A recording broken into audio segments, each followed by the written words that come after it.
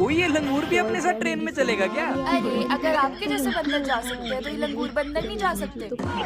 देख बकवास मत कर, मेरे को ये बता इन पहाड़ों के बीच में इस ट्रेन का क्या काम है? अरे भैया ये शिमला की स्पेशल टॉय ट्रेन है। ये पहाड़ों के बीच में से निकल के जाती है। पहाड़ों के बीच में से? अगर ये ट्रेन पहाड़ों में गिर गई फिर? अरे नहीं ऐसा कुछ नहीं होता, बल्कि मजा और आता है। चलो चलो इसमें घूमने चलते हैं। ओए हाँ चल चलते हैं।